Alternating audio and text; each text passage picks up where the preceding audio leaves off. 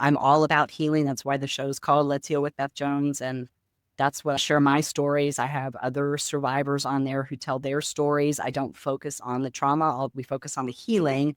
Although I do give every guest an opportunity to say whatever they want to say about how they arrived at a place where they needed to heal. Right. So there is, so we do get into a little bit as they're comfortable sharing. But the purpose is not to talk about the painful stuff. The purpose is to talk about the happy stuff, getting to the good place, right? And then I also bring on the practitioners who administer the modalities that help us to heal. Right? So it's just all things dedicated to healing. So Beth Jones, host of Empowered Survivors, thank you so much for joining me on Podcast Junkies. I'm very happy to be here with you today. How are you? I'm great. I'm fantastic. Fantastic. Me too. Yeah. Someone told me that years ago, and they said, there's no way you can say I'm fantastic and not have a smile on your face. That's right. Because the word, just have to have a smile when you say it. Fantastic. It's fun to say it. I was on the phone with an operator, some customer service desk, and she's like, how are you doing today? And I was like, fantastic. She's like, whoa, fantastic. Thank you. I was like, haven't heard that one yet. And I was like, and I explained why. So by the end of the conversation, she's like, you have a fantastic day. That is fantastic. So we have our mutual friend April to thank for this connection. She seems to be like just a wizard at communicating cool people. Yeah, she is definitely to thank for this. And I love being in her orbit because there are amazing people that she's connected to, yourself included. So it's been a fun part of the journey working with her for sure. How did you guys meet? We met in college. We're fraternity sisters. We've known each other for a really long time, which is a really cool story that we have together and kind of a micro story within my own broader story of visibility and making it to my show where I have my own podcast. And so she is pivotal in that for me because I don't know, 4 years ago now when I was realizing that I had a story to tell and developing platform to be able to help people, but I had no idea what my story was or how to get my arms around my story. And so I spent a day with her and sort of the rest is history, as they say. So, I've published a chapter in one of her collective books in that series that she has, and then went on to write my own book and now the show. And she is someone that helps me with visibility. She's a coach for me. So it's been a great journey together.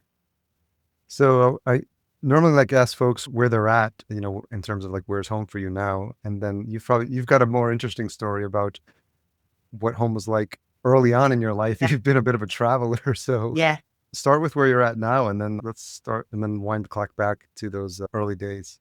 So I'm in Duncanville, Texas, which is about 10 miles south of Dallas. And I am currently sitting in a place that I feel like is my home. And for me, that is joyous because it's the first time in my life that I've ever felt what I believe is the concept of home. When people talk about being at home, and there's a combination of people in place, I've learned that goes into that. And I have that feeling. I know I'm at home. In fact, I tell people now that I'm going to go from here to the grave is my plan. And that is moving around so much in my life. But then also there was a period of time where I really had wanderlust and kind of felt like I was going to be a wanderer and a nomad. And just there's some trauma associated with that in the past around just difficult home environments my entire life as a child and as an adult. And I was like, I'm just done being a homeowner. I don't want to be more. And, never say never. And I said that about homeownership, never again, never say never. I learned that lesson the 25th time in my life. And now here I am. Home is in Duncanville, Texas. So, but I was actually calculating this today. Someone asked me this question earlier, and I am flirting with half of my life living it connected to the Dallas area. So working in Dallas, I lived east of Dallas and commuted in to the city when I was working here for a number of years. I'm getting close to half of my life now. The other half, I was raised in the Middle East and Southeast Asia, and then lived in Hong Kong. Well, I lived in Denver for a couple of years before moving to Hong Kong for about 6 years. All that started in 2014. And then I ended up back here in the Dallas area at the end of 2021. So adding it all up, I'm right there on the half and half point of my life now. What was it that had you in the Middle East? Is that just your parents were there and that's where you were raised? Yeah, my dad worked Mm, for drilling company, so he was on the okay. service side of oil, actually pulling it out of the ground. So that took us Wow. everywhere that I lived as a kid and where they were after I graduated from high school was all because of that. My mom was a teacher in most of those Okay. places. Yeah. So what was that like? Because obviously you hear a lot about those experiences moving from place to place and not being able to settle and get some roots in. And I'm sure that's disruptive to like developing deep ties and friendships as a kid. So what was that experience like for you?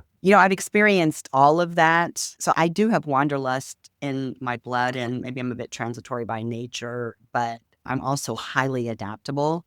And so Yeah. moving like that, just it's just what we're doing, right? It's just what I knew. And Yeah. even as an adult, I moved a number of times as an adult. And before I moved into where I am now in this house, in the last 10 years, I've moved that many times. And some of those were Oh, major moves. So kind of yeah. used to that.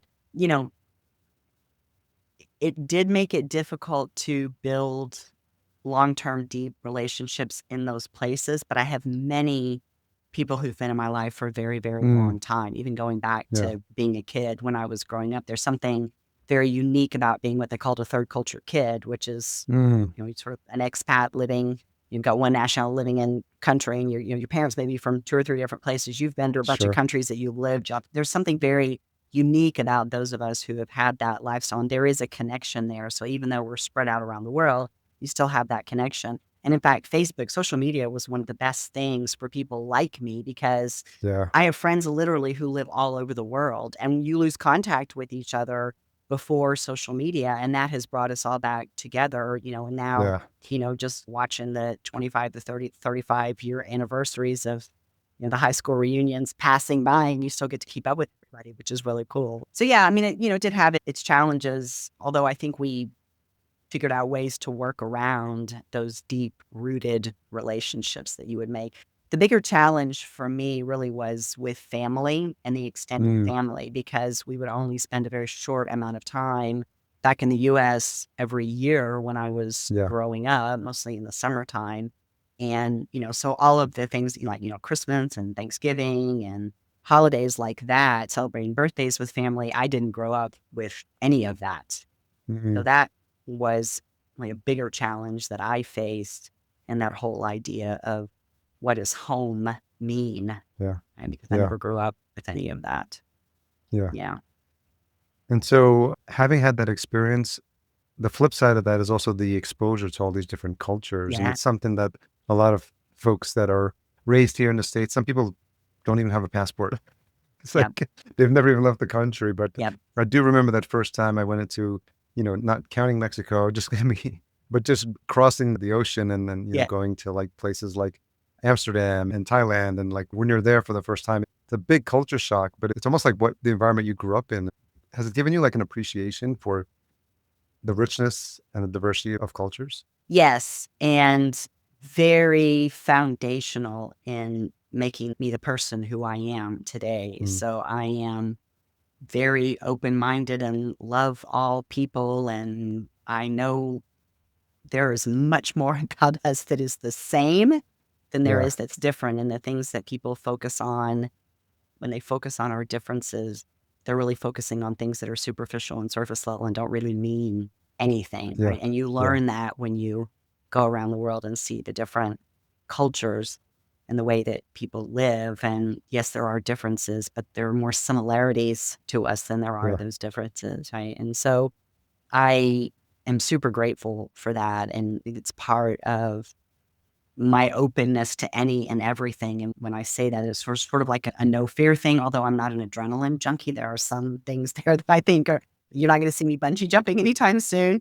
But, trying out new things, when I'm saying this to you, one of the things that's in my mind right now is, I'm known as the healing mentor, and I do a lot around healing. And so I yeah, like to try different healing modalities so that I can share those with people so they can decide whether or not they want to hear my experience and then maybe try it for themselves. Right. And so I'm wide open to anything that people would say to me. Hey, have you done this? And if it interests me, I'm going to go research it a little bit. And if I think it's something I'm going to try, I'm going to go do it. Right. So that's made me very, open to not resisting even the ones that are alternative. Right. I do a lot of my own healing on the spiritual planes, or karmically, or at the soul level, however you want to think of it.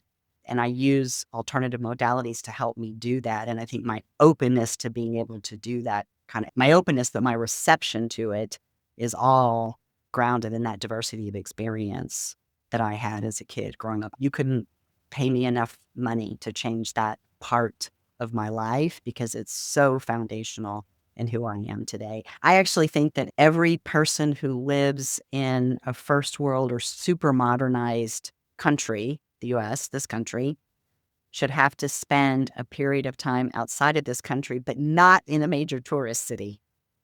You've got to get out. You get out into the countryside of those countries, or get into a developing nation and experience life that way. Really, it does change your perspective a great deal.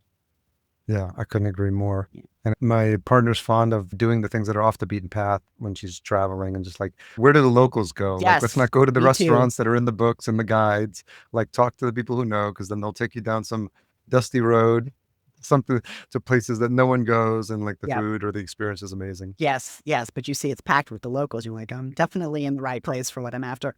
Yeah, I'm the same way. Just growing up that way. And then for many years in my professional career, I traveled internationally. So I used to fraud and white collar crime investigations, and more specifically, investigating foreign corruption, bribery. And that would take me to, you have a lot of that stuff happening in the developing nations where people are after infrastructure or resource contracts in those countries.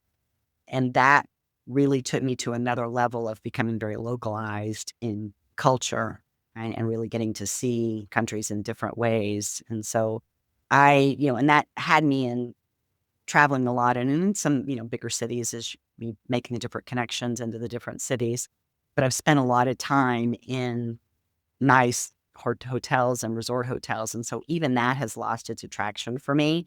And so when I'm traveling on my own, I really want to be even local in that sense, right? So I'm always looking for the eco-friendly hotel that's cut out of the mountainside or out of the jungle or whatever. That's where I want to be, because it's much more authentic than the glass and metal structures that we have. Yeah, You can a little stay cold. in anytime you want to, right? Yeah. Yeah. Yeah, I've changed my thoughts on city living. I grew up in New York, just outside the city, and then I ended up in the city in Brooklyn, and actually Manhattan proper. And I used to love the hustle and the bustle and the energy that I would get from being there. And whenever I'd come back to visit, I'd feel that charge as soon as the taxi just landed in the city. But recently, it's just, like you said, it's sort of lost its appeal a little bit, because it's like everyone's in a box, everyone's running around, or like ants. No one's smiling. I'm just like, now we're on like an acre of property here. We've got chickens. Yes. We've got our own well. And it's like, this is a good life. And That is a good life. Your perspective changes. Yeah. And part of it is getting older and appreciating that I sort do of think stuff that as is well. part of it. You're right about that. Yeah. Wiser. Something like that. Yeah. So you teed up, your early career, and it was interesting to see some of the things that you got into, the, financial forensics and then this forensic account investigating. How did you get into that industry? I originally went to college to be a graphic designer. So Okay. I'm an artist in my heart, and I think I'm a great artist. People can be the judge of that for themselves. It's kind of a peace outlet for me now, doing the artistic work.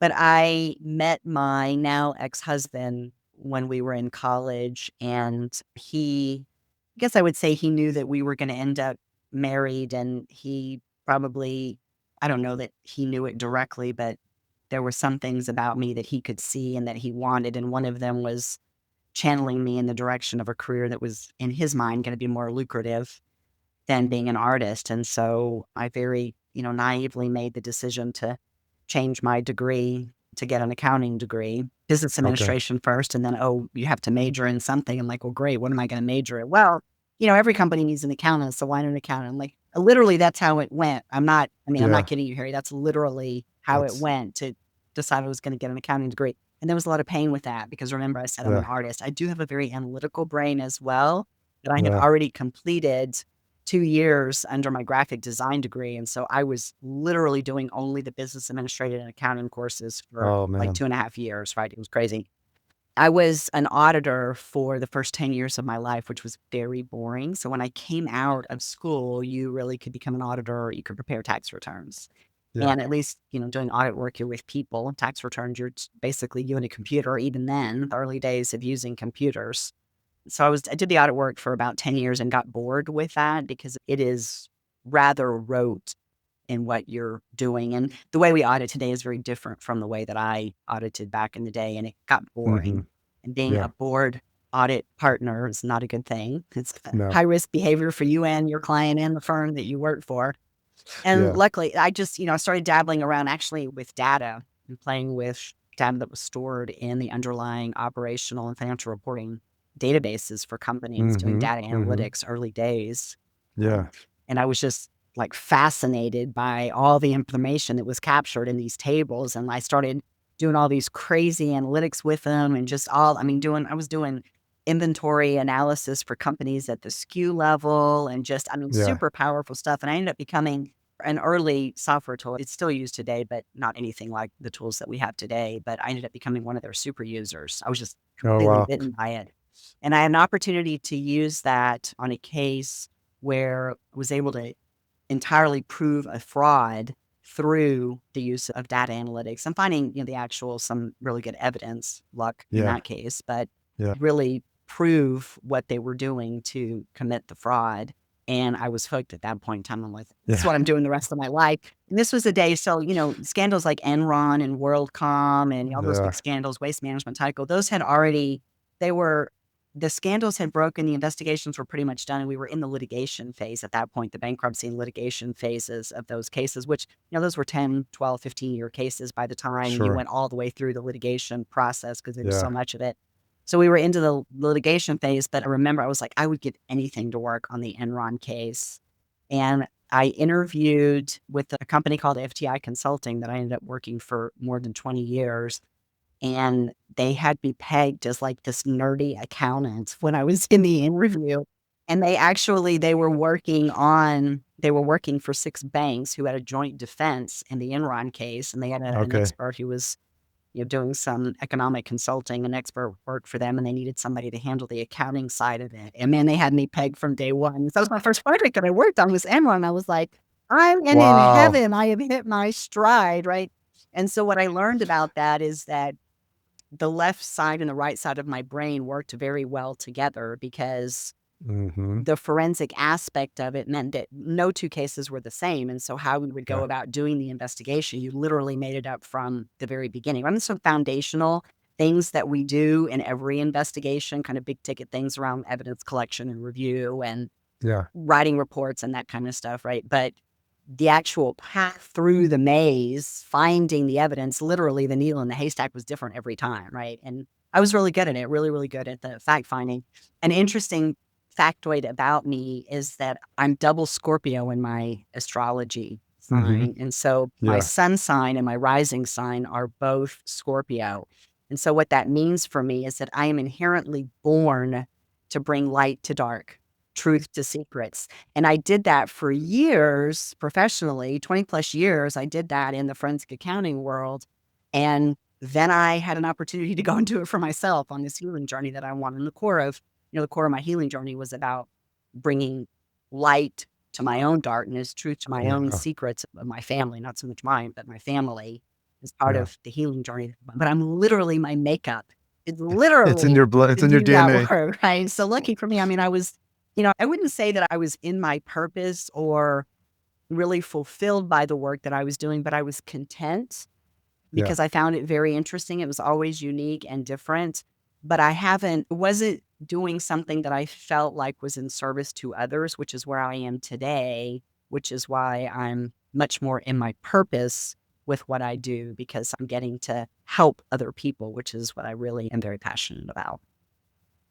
Yeah. Sounds like if you're really into that and you have a knack for it, it's got to be really exciting. And a lot of it Absolutely. gets glamorized now in shows like CSI. And Yes. so it's like the cool intel person who's figuring out and cracking the Yes, case. yes. And And thank goodness the, for shows like CSI where people actually began to understand what forensic and forensic accounting. Of course, now, now you got Ben Affleck telling everybody what a forensic accountant is, oh, right? He's made it all good that's for a good. all of us, right? Oh, Yeah. I Yeah. know what you do, Ben Affleck. Okay, I've seen It's a good in the movie. early Yeah. days of when I would tell people so I would get 2 difficult questions and I would have to listen carefully to what people would ask me because if they would say to me, where do you work? I would say Yeah. FTI Consulting, and I would try to like enunciate on the T, because they'd be like, the FBI? You work for the FBI? Well, what? FTI Consulting? Like, what's a Yeah. company? Or I would try to explain to them, being, what do you do? I'm a forensic accountant. And you just sort of get this glade. They were like, and I literally had someone say to me one time, you do taxes for dead people? It's like, you got it. That is exactly what I do. Taxes for dead people, a forensic Oh my accountant. God. That's funny. It was so funny. Yeah. Yeah. Did you ever get to connect or like see or hear about the people that were like orchestrating these things? I'm just curious about like what connection you had to like Oh, sure. those types of I've people interviewed and like, plenty of them. Sure. yeah, Yeah. their motivations Oh, or yeah. like how people like get to that point, Yeah. I mean, a lot of it is the big stuff. It's greed motivated.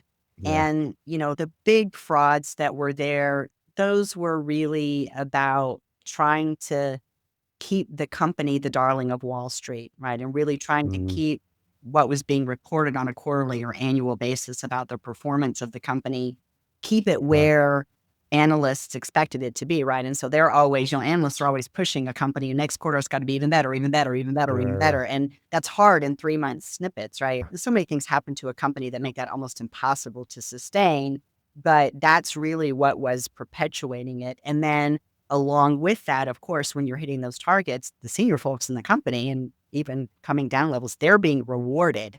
And so you have this this weird microcosm where you have the street saying you have to do this, and then you're being Mhm. rewarded for actually achieving it. You're really not incentivized to tell the truth when the quarter's going to be Yeah. bad, right? And in Yeah. fact, you might be incentivized to try to mask it. Right. And so that's really, I would say it's, greed is part of it, but I would also say really a lot of it's about ego. Yeah. Yeah. Yeah. And I guess we've all had our dance with ego and some people at different levels Sure. Yeah. with different dollar amounts. But Yes. it's interesting that the whole quarterly earnings cycle and trying to look good, it's just this vicious circle that keeps feeding itself. And then the people that suffer are the customers of the company Yes. That's exactly who end up right. losing. Yeah. Yeah. Yeah. Customers and the shareholders ultimately are the ones that can, and employees too. Many employees get, Yeah. I Yeah. mean, Enron is one of those, great Harvard Business Review cases that, literally wiped out, everyone, right? It was just a Yeah. devastating Yeah. case for anybody who even remotely touched it.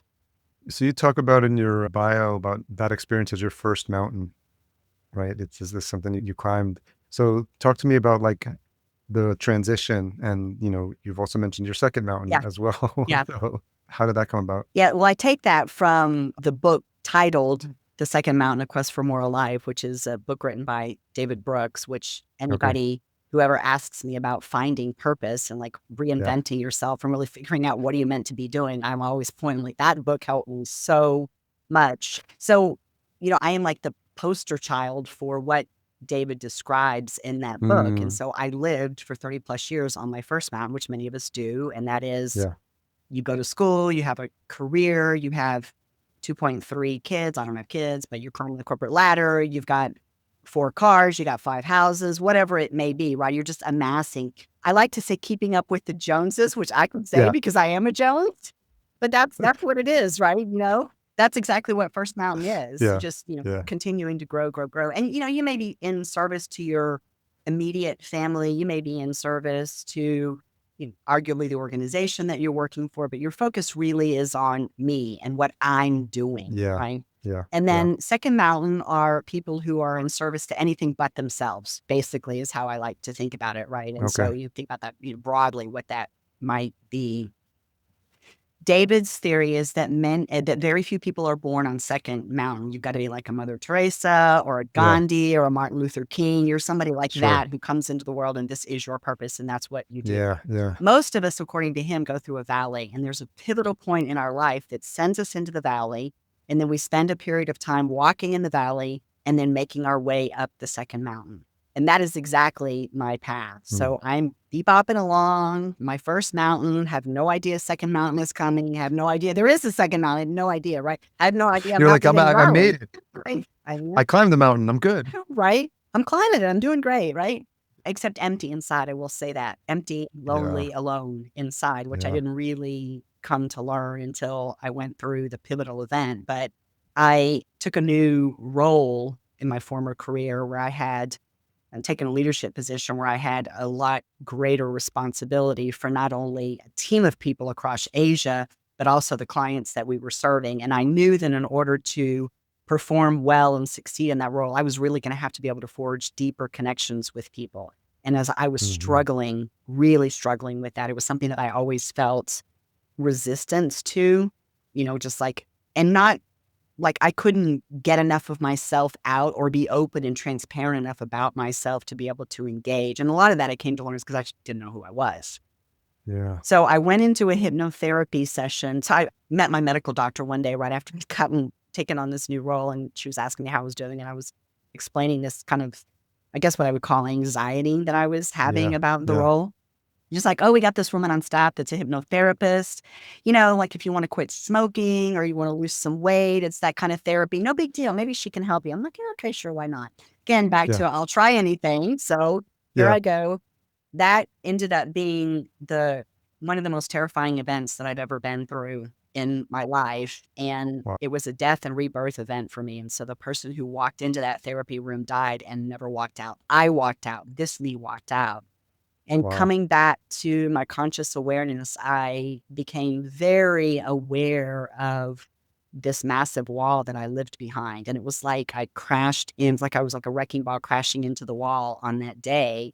And that wall, I would come to find out, was all of my unprocessed trauma and abuse and emotions that I had just Hmm. been stuffing inside of me for all these years, really. And since I was 5, it began when I was 5.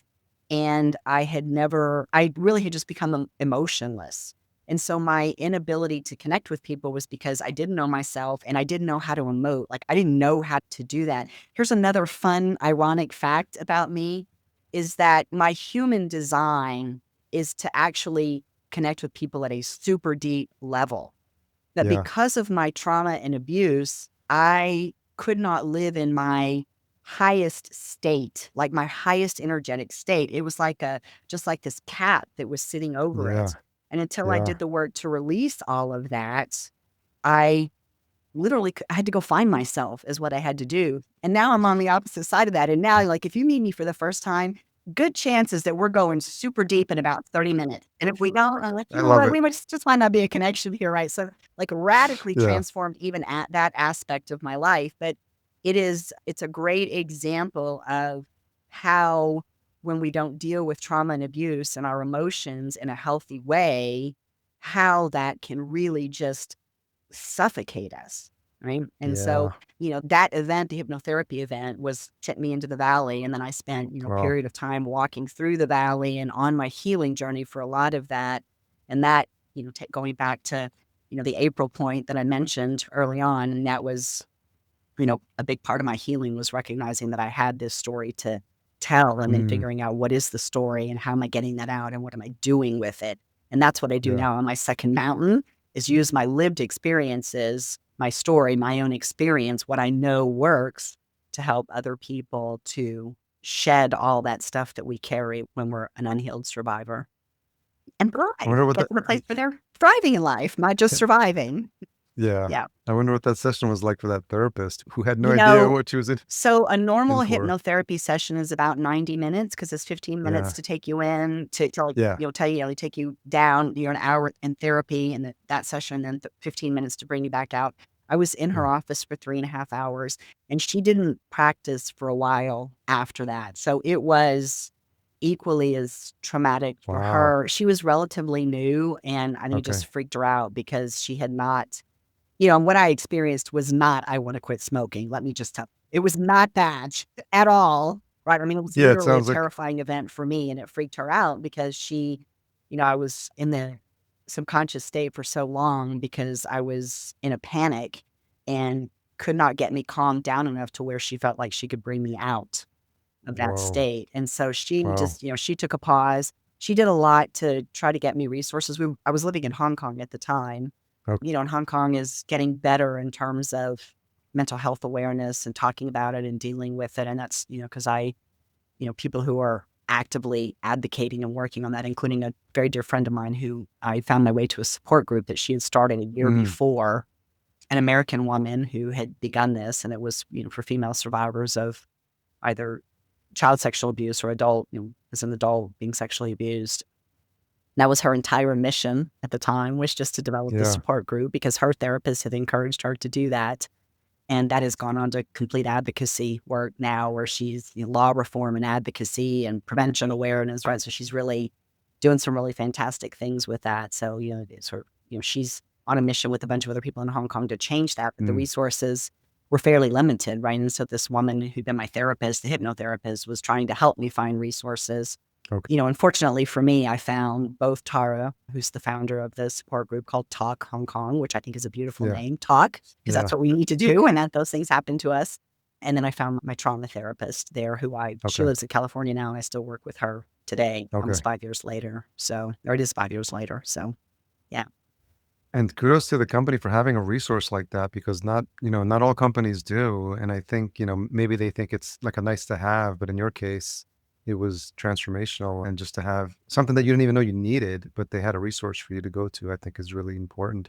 And I think more companies are probably realizing that now. There's, BetterHelp and Calm and all these companies are, working to make mental health more of an issue. I think it's, it's becoming more and more, more something that we're talking more and more about. Unfortunately, we're recording right now where there's, an active incident on a military base right now, right? Where there's an active shooter on a military base. I don't know if you've seen that news today or not, but I always, we still very much live in a world where mental and emotional health is showing up more in the difficult ways. It's the sad part, the hard part of it is what is more known, and we have a lot more awareness about that. And it is shifting, but it's sad to me that we're still in that state where, people are still, I meet people all the time who are like, I could never talk about what I've been through like you talk about it. And I'm like, sure you can. I'm like, why not? I'm like, of course, it's just part of who you are, right? I mean, there's there's no exactly. stigma to be attached to it, but unfortunately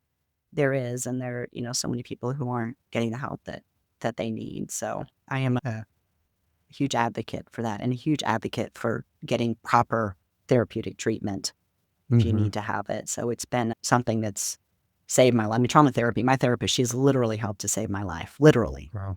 Yeah, and I can't, it's work, and it did take me a long time to get to somebody who could actually help me.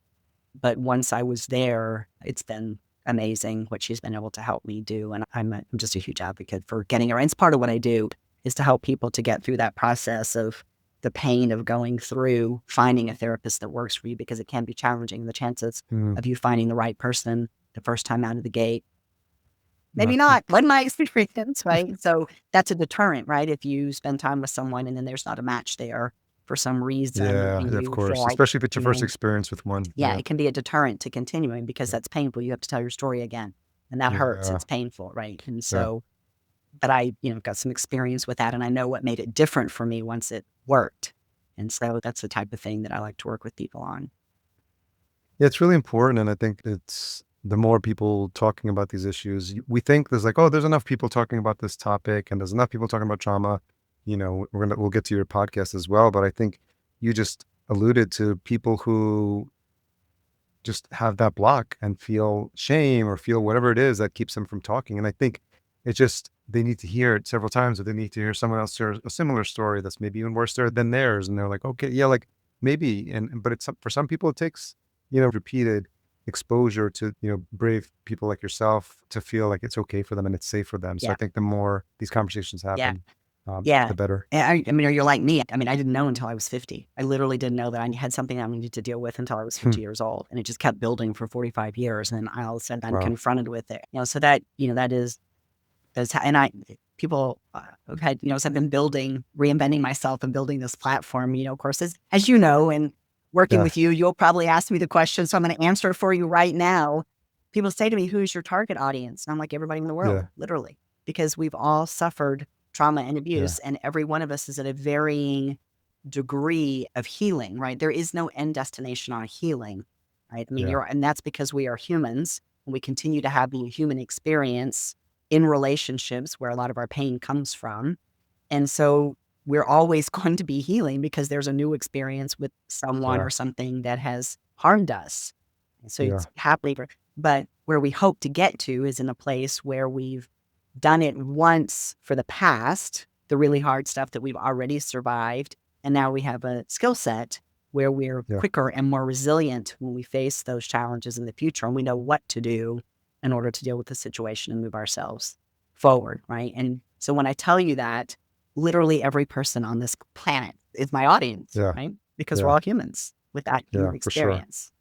Yeah. We've all gone through some stuff. Yeah. Yes, exactly. So talk about your journey out of that path and, what led you to the book. Well, the day that I spent with April, she didn't like the phrase that I used to use about what I did that day. And so I'll use hers. I poured out the 2,000 puzzle pieces on a table and just like spun them all around and said, here, what do we do with this? Right? Yeah. It's funny to hear her tell the story about us too, because when I sent her a message and told her I thought I had a story and that I wanted to come and spend some time with her, she'll tell you that she was like, what story could Beth possibly have? Because she had the professional me, right? And so you have to, that professional me was the quintessential businesswoman, right? You see me in a suit, I, very in command. It was very good at what I did. And so I was very much in command of the room and whatever was happening, right? That's the image that she had of me. And then she also had this other exalted image of me, which really makes me laugh, from when we were in college in our fraternity days, because I was a senior when she came in as a freshman. And so, you remember that, like when you're a freshman in high school, you see the seniors, or freshman in college, you see, she had that, and she spent a lot of time with me, just, sort of a group within the group of the fraternity. And so she had a very different image in her head when I said to her, I think I have a story. And she was like, what story could she possibly have? But I poured out to her one day what I was going through and what I had learned about myself at that point in time. And she was like, you have to write your story in this book. So she was in the middle of a 3-book series that she did that are it's 3 collaborative books. And the second book they were about to start the process on the second book, which is titled Step Into Your Brave. She was like, so much courage and so much bravery with everything that you're doing. You have to tell your story in this book.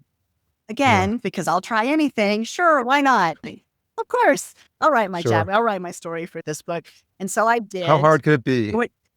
Yeah. And it was an amazing experience. But once I got to the end of it, I was like, yeah, I'm done. I'm like, I'm not one and done. No more writing. That's it for me. And actually, I'm a good writer. And I wrote a ton professionally, right? And I enjoy the writing process and sort of the build and the layout and sort of the process through the writing and all of that.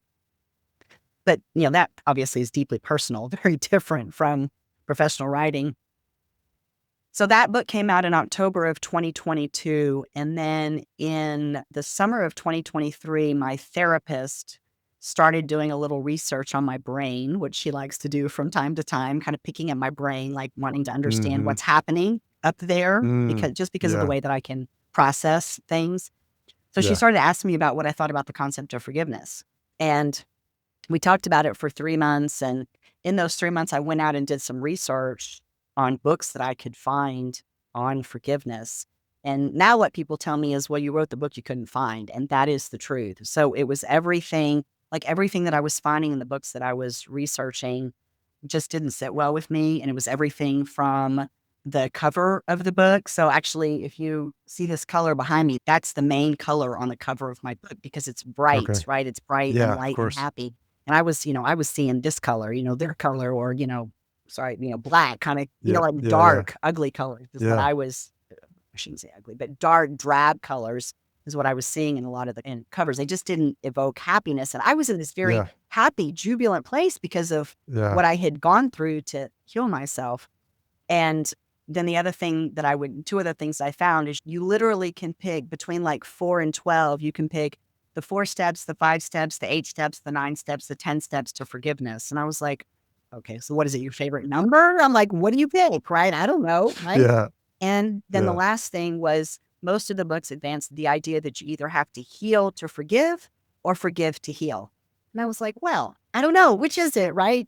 So none of it sat well with me. And ultimately, what I've found for myself is I'm never going to be in the place to say to you, I'll take my grandfather, for example, first person who abused me. I'm never going to be able to be in a place to say to him, I forgive you for what you did to me, because what he did to me was heinous, vile. It was Sure. terrible, Yeah. traumatic. It deeply scarred Yeah. me, wounded me. I carried it for 45 years. To extend it, it's always going to live with me, right? That Sure. act is not forgivable, right? And so I'm never going to be in that place to forgive that. And really, unfortunately for him, the only thing I know about him are things like that, right? So I'm never going to be in that place.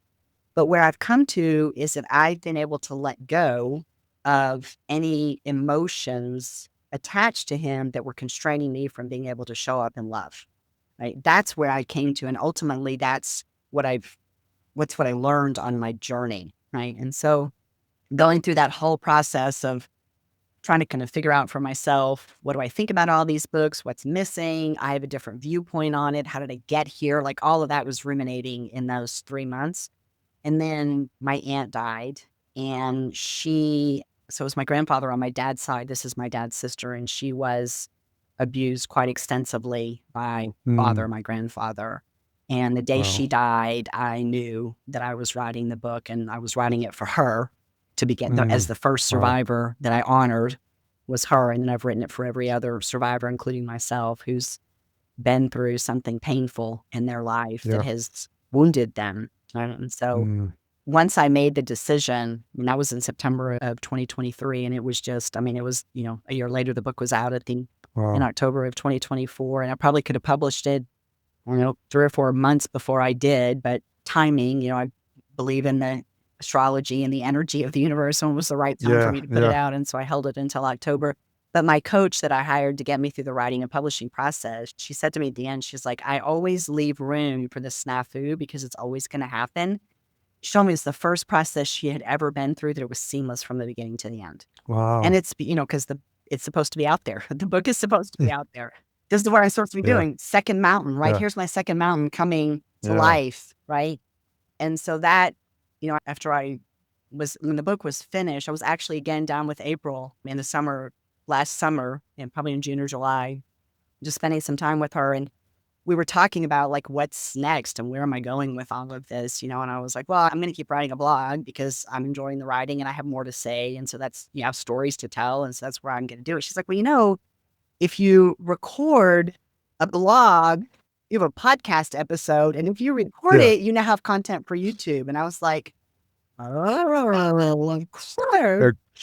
and Let's Heal with Beth Jones was born. I was like, okay, well, this is where we're going. I did have to go home, though. I had to go. I had to be sure that I was going to be able to keep a podcast going.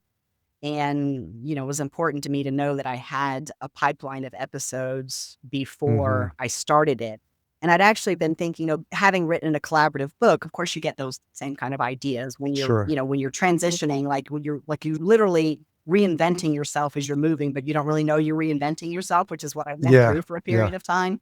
That's what was happening to me. And so I had this idea, well, maybe I'm going to do a collaborative book, and I'm going to do it around people in the professional world who are dealing with their, real challenges, and they're having to go through a healing journey at the same time that they're trying to do work, right? And I want, managers and leaders and CEOs. That's the kind of people that I want, because that had been me, right? That's where I was, right? I have this big job, and there were some days I can't get out of bed, right? As if it's really, so what that entire experience had been like for me, like, I was like, well, that's what I'm going to, so I already had people that I knew were going through they'd had some sort of trauma or abuse. They were going through some sort of a healing journey. So I'd already started to kind of pull that list together. And so when we had the conversation about the podcast, I was like, oh, and so I just went and built off of that.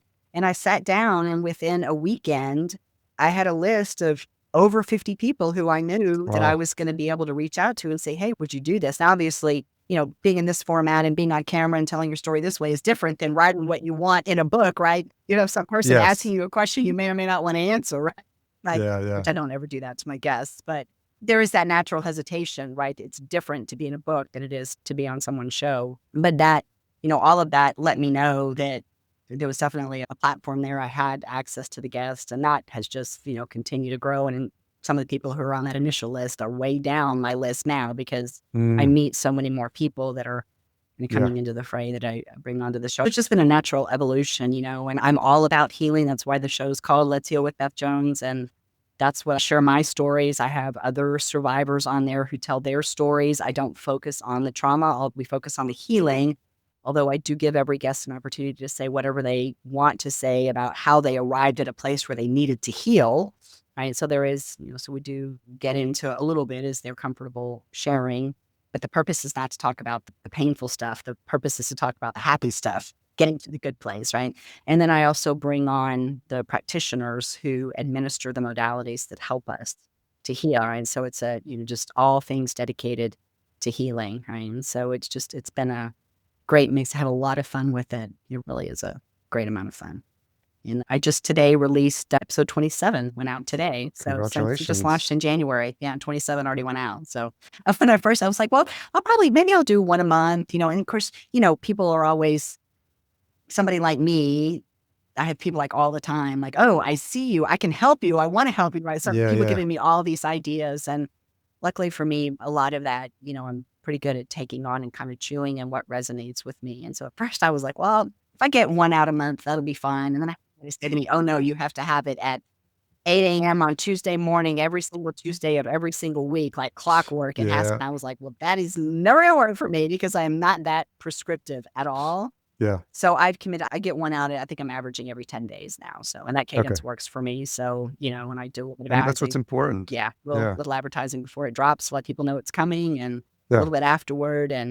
But yeah, it's worked out. That cadence has worked out just fine for me. But 27 episodes already. I'm like, wow, it's, the 1st of August and I've already done that many. It's pretty cool. It's been fun. Yeah, I really enjoy it. The biggest challenge in the beginning is for folks to get started. They hold off on pressing record. And then there's that pod fading number, which I think is 7, depending on who you ask. And so that's when you realize like what you signed up for. And you're like, oh, I got to keep doing this. And so, and I ask myself that all the time. I'm 11 years in, 380 episodes. So you can, by the math, you can tell that I haven't been weekly, but I strive to. But I think what's more important is just to be consistent. And I think for me, it helps me improve my skills as an interviewer, my conversational skills. And so I'm curious what that journey's been like for you, especially when you're dealing with such a challenging topic, trauma, abuse. These are not easy conversations, and it's not like a lighthearted, you and your bestie talking about social stuff or, the news.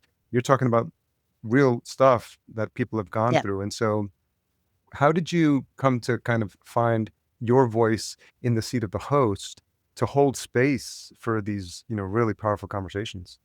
When I said earlier that my human design is being able to connect at a very deep level and quickly with people, part of the reason why I'm able to do that is because I have a sort of a disarming nature about the way that I interact with people, right? And I can read what's happening. And so if I feel like we're getting into a place where I can see that someone is having a reaction, it's a pause to hold the space. Can you go on or not, right? And to have the empathy and the compassion for that person. I think, there's some art to being a host where you do a little work to make sure a guest is going to be okay. Right. And so I have done some of that. And I have met people who have amazing stories that I would love to bring on the show. And hopefully I will get to do that someday. But sometimes I'm just not quite sure that they're in that place where they're ready, and then, in fact, I taped an episode earlier this week for the first time where going into it, I was a little bit concerned about how the person was going to do. And the individual did really well. We got through the conversation without any challenges, but I can tell that some of it is still quite raw. And so I try to stay away from that. And I do think that because I focus on the healing and I'm very clear with them, that's what we want to focus on. And a lot of these people are paying to purpose people, a lot of them, right? And so that is their purpose, is to share that out. And that's what we focus on, is the healing journey that gets them to purpose, because that's why people like me tell our stories, right? To be able to help other people. And there's so many people like me out there, and I'm trying to highlight those people. And so that is a way to be able to move away from that place where if it gets uncomfortable for them to be able to, for me to help move them out of that when I see it. But it's also why I say to them in prep, I'm going to say to you, there's a reason why you needed to heal. What would you Yeah. like to say about that? And you can say as little or as much as you want to about that. And I say that on air. And Yeah. then that's where we go. So they know that's coming, and they know that I'm Okay. not looking for them to like dig into that and feel Yeah. Yeah. pain. But, Yeah. I mean, you had a reason to heal, right? And I find that most people can say, they can give the label to whatever it is that they experienced without digging down into the emotion that is attached to it. Try to Yeah. stay away from that. But inevitably, that emotion is always there with us, and so inevitably you will see it. And actually, a lot of my guests, you see it in a lot of them. It passes for a moment. You see that it's there. It's still Yeah. living. Yeah. And even for me, sometimes the emotion will come up as we're talking because it's always going to be with us. Yeah. Yeah. Well, kudos to you for being able to, continue to improve with that skill set, because it's a special place you're holding, for these conversations, Yeah. and it's not easy. So Yeah. you're doing good work, and I think the people, I'm sure, appreciate it. And giving a voice to these stories is so important, because it's just another avenue for people to realize that they're not Yeah. alone. That's why And it's so so that's important.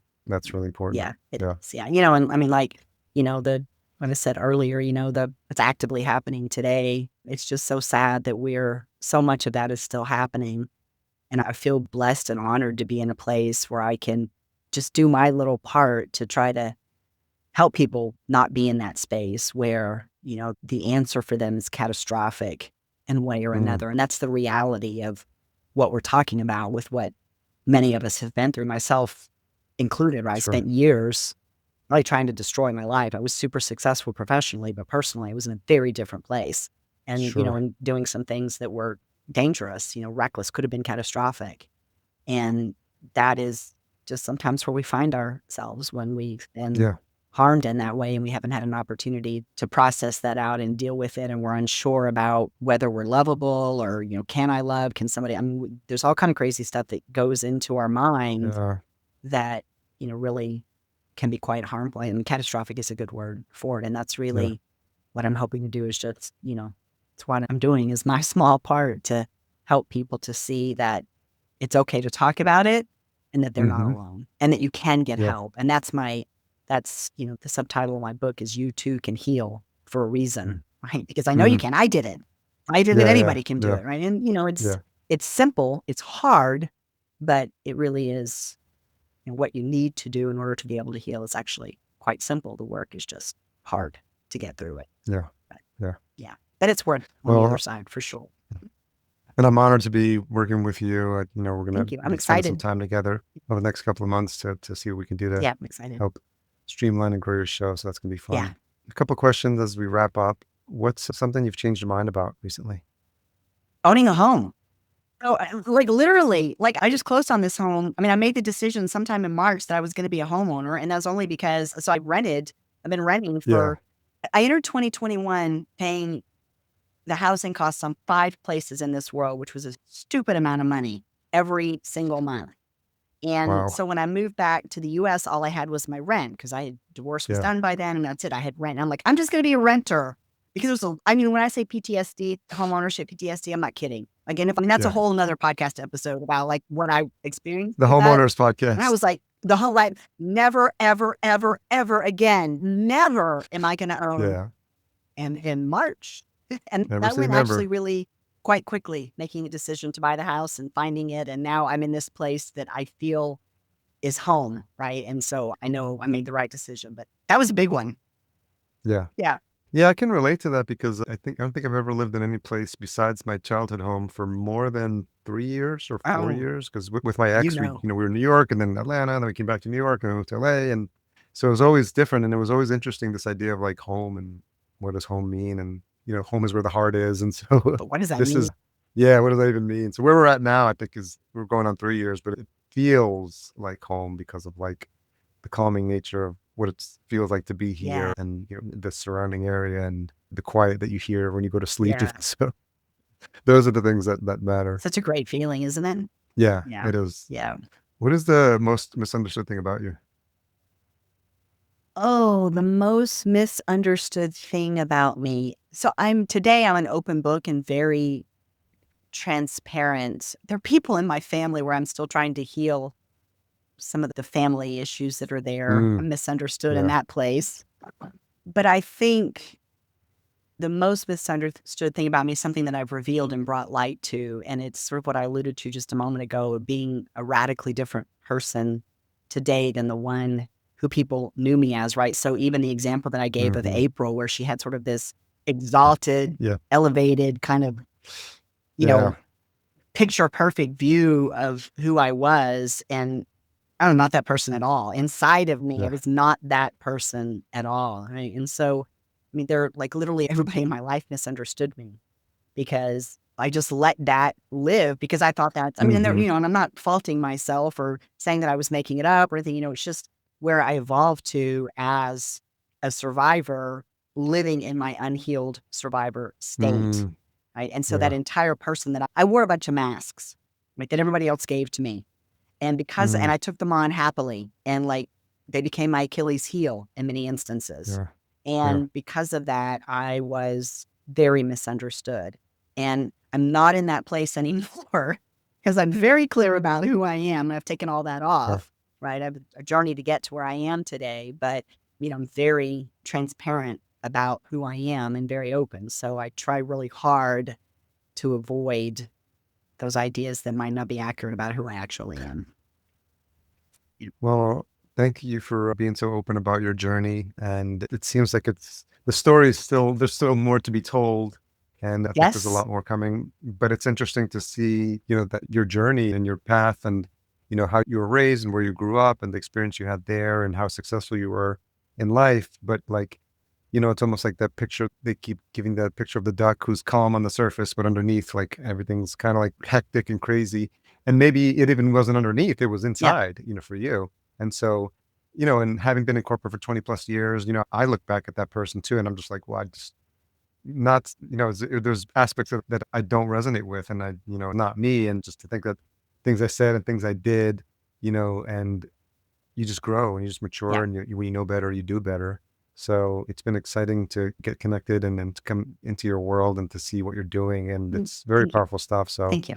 I'm excited to see what's Me next. too. And I'm thankful for you coming on and being so open about your I'm journey. excited to work with you. I think it's going to be a really great thing. I don't know where this journey is. I'm along for the ride. So yeah, Good. we'll figure it out together.